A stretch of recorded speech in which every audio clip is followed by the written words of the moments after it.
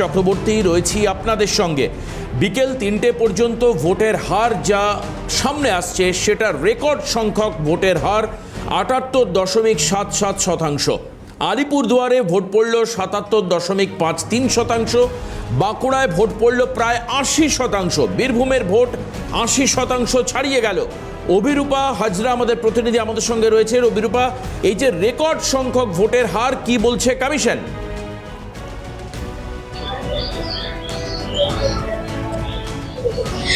দেখো, কমিশনের খবর হচ্ছে খুব অল্প সংখ্যক সকাল থেকে অভিযোগ এসেছে, তবে কন্ট্রোল রুম যে খোলা হয়েছে এবং এই কন্ট্রোল রুমের প্রতিটি জায়গায় এই যে জায়গায় জায়গায় ওয়েবক্যাম লাগানো হয়েছে, বুথের ভেতরে ভেতরে ওয়েবক্যাম লাগানো হয়েছে, বুথের বাইরে সিসি ক্যাম লাগানো রয়েছে ড্রোনের নজরদারি, কেন্দ্রীয় বাহিনী রয়েছে, সব মিলিয়ে দুষ্কৃতীরাজ একেবারে বন্ধ করে দেওয়া গিয়েছে। অশান্তির খবর খুব একটা দু একটা ছাড়া অশান্তির খবর খুব একটা আসেনি, কিন্তু যে জায়গায় যেমন কুমারগঞ্জ আর নওদা এই দুটি জায়গায় বড় রকমের অশান্তির খবর এসেছিল, কিন্তু সেক্ষেত্রেও সেটাকে দমন করার চেষ্টা বা সেটাকে করায়ত্ত করার চেষ্টা করেছে নির্বাচন কমিশন।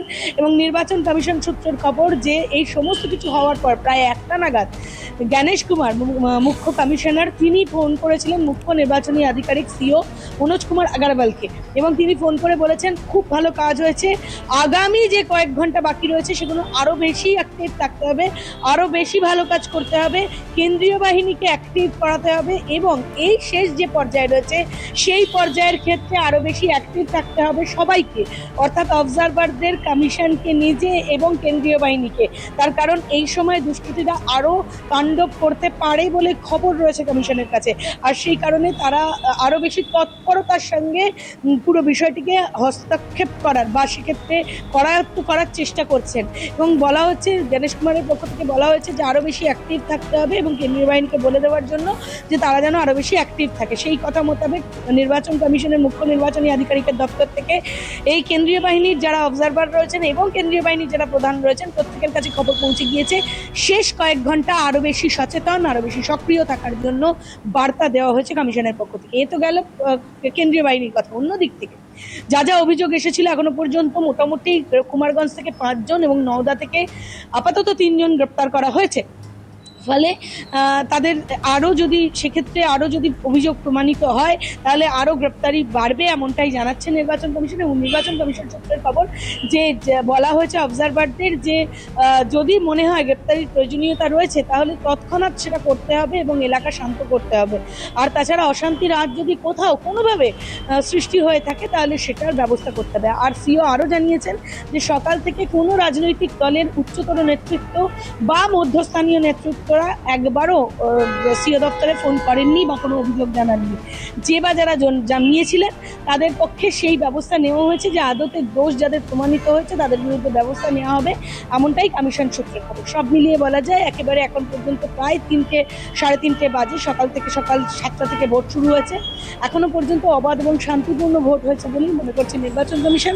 কয়েকটি যে ঘটনা ঘটেছে সেটা সঙ্গে সঙ্গে অ্যারেস্ট করার চেষ্টা করা হয়েছে এবং সেই এলাকা দমন করার চেষ্টা এবং এলাকা শান্ত করার চেষ্টাও করা হয়েছে কমিশন সূত্রে, এমনটাই খবর। একেবারে অভিরূপা, তুমি সঙ্গে থাকো। ঘড়ির কাঁটা কিন্তু এখন প্রায় 4টে পেরিয়ে গেছে, তুমি সঙ্গে থাকো। কেন্দ্রীয় বাহিনীকে আরও সক্রিয় হওয়ার নির্দেশ দিল কমিশন। অধিকাংশ ক্ষেত্রেই কেন্দ্রীয় বাহিনী ঘটনাস্থলে পৌঁছতে দেরি হচ্ছে, এরকম মিসকমিউনিকেশনের বেশ কিছু খবর এসছে কমিশনে। তারপর কমিশনের কড়া নির্দেশ ডিস্ট্রিক্ট ইলেকশন অফিসারদের। এই বিষয়ে বিস্তারিত জানবো অভিরূপা থেকে। অভিরূপা, যদিও তুমি কিছুক্ষণ আগে আমাকে বলছিলে যে কেন্দ্রীয় বাহিনীকে প্রথম দফার থেকে দ্বিতীয় দফায় আরও বেশি সক্রিয় এবং 29 তারিখে যে পরবর্তী ভোট রয়েছে তার জন্য আরও বেশি অ্যাক্টিভ থাকবার নির্দেশ দেওয়া হচ্ছে। আমি অভিরূপা বেশ একটি উদাহরণ দিতে পারি, যেমন ধরো তুমি লাভপুর বা নওদা এই সমস্ত জায়গায় নির্বাচন কমিশনের পৌঁছতে বেশ খানিকটা দেরি হলো, অথবা কুমারগঞ্জ যেখানে বিজেপির প্রার্থী রীতিমতো কিলচড় ঘুষি খেলেন, যদিও ঘটনায় 5 জনকে গ্রেপ্তার করা হয়েছে। এই বিষয়ে পার্টিকুলার কি নির্দেশ দেওয়া হয়েছে কমিশনের তরফে নিরাপত্তা রক্ষীদের?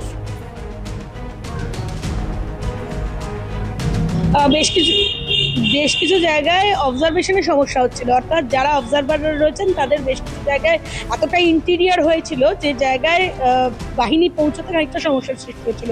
সেখান থেকে কমিশন জানিয়েছে তৎপরতার সাথে বাহিনীকে পৌঁছতে হবে, প্রয়োজনে ওই ইন্টেরিয়ার জায়গায় দুই কোম্পানি বাহিনী মজুত রাখতে হবে। এবং যে জায়গায় অশান্তি হয়েছে কয়েকটি জায়গায় আজকে, যেমন তুমি বলছিলে লাভপুর, কুমারগঞ্জ, নওদা, এইসব জায়গায় ঘটনা ঘটে যাওয়ার পরে গেছে। তো কমিশনের নজরে এটা এসেছে যে ঘটনা ঘটে যাওয়ার পরে কেন্দ্রীয় বাহিনী গিয়ে পৌঁছেছে। এখানে পুলিশের একটা ভূমিকা থাকে, কারণ পুলিশ কেন্দ্রীয় বাহিনীকে নিয়ে যায়। তাহলে পুলিশের ভূমিকা কি সেটা খতিয়ে দেখা হচ্ছে। কেউ যদি এর মধ্যে যুক্ত থাকেন সরকারি অফিসার, তারা যদি মদতপুষ্ট হয়ে থাকেন বা তাদের মদতে যদি এই ধরনের কাণ্ড হয়ে থাকে, তাহলে অবশ্যই তাদের বিরুদ্ধে ব্যবস্থা নেবে কমিশন। কিন্তু কেন এত ডিলে হলো সেটা খোঁজ নিচ্ছে কমিশন, এবং কমিশন জানিয়েছে একেবারেই রেয়াত করা হবে না কাউকে।